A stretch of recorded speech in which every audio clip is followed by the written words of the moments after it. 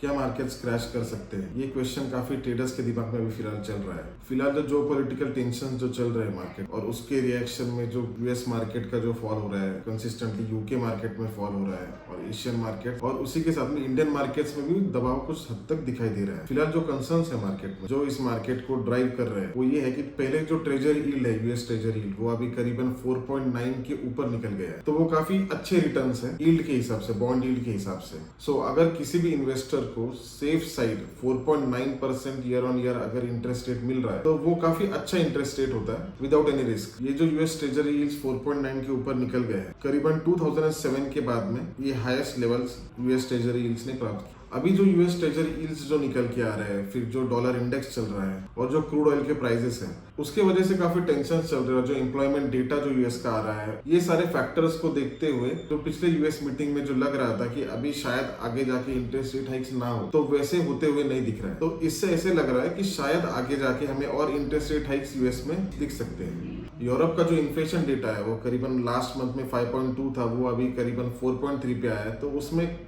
कुछ हद तक गिरावट दिखाई दे रही है, तो वो कुछ हद तक ईज ऑफ होते हुए दिख रहा है। लेकिन एट द सेम टाइम अगर हम सिर्फ यूके का इन्फ्लेशन देखें, तो वो करीबन 6.7% पर है, जो अभी भी काफी हायर साइड पर है। और यूके का जो इन्फ्लेशन का जो टारगेट है उनका, वो करीबन 2% है। यूएस का भी सिमिलर टारगेट है कि उनको भी इन्फ्लेशन 2% तक लाना है। तो ये अभी तक उनके गोल से काफी दूर है। और जो क्रूड ऑयल में दिख रहा है, तो क्रूड ऑयल भी काफी अपर साइड पर है। ब्रेंट क्रूड $91 पर बैरल के ऊपर निकल गया है। क्रूड का इन्फ्लेशन में काफी बड़ा फैक्टर होता है। जितना क्रूड में राइस होते जाएगा, उतना ही ज्यादा इन्फ्लेशन बढ़ेगा। क्रूड में ये जो राइस दिख रही है, वो जियोपॉलिटिकल टेंशंस की वजह से, जो इजराइल और हमास वॉर चल रहा है, उसमें जो अनसर्टेनिटी है कि शायद ये वॉर आगे जाके एस्केलेट हो सकता है। जैसे कि अभी गाजा के हॉस्पिटल में जो स्ट्राइक हुआ, तो इन चीजों की वजह से टेंशन थोड़े और बढ़ चुके हैं। उसी कारण वो क्रूड ऑयल पर रिफ्लेक्ट हो रहा है। अगर इंडियन मार्केट्स को देखा जाए, तो आईटी सेक्टर्स उतना अच्छा परफॉर्म नहीं कर रहे, लेकिन वो काफी ऑब्वियस था, क्योंकि आईटी सेक्टर ज्यादा करके जो उनकी जो डिपेंडेंसी होती है, वो ग्लोबल मार्केट्स पर होती है। तो करंट जो सिचुएशन ग्लोबल मार्केट में चल रहे हैं, उसके कारण आईटी सेक्टर्स पर इम्पैक्ट हो सकता है। लेकिन एट द सेम टाइम हमारे जो बैंक्स है, वो अच्छा परफॉर्म कर रहे हैं। और इंडियन मार्केट में वैसे अगर देखा जाए, तो कुछ नेगेटिव न्यूज या कुछ नेगेटिव इंपैक्ट अभी फिलहाल नहीं दिख रहा है।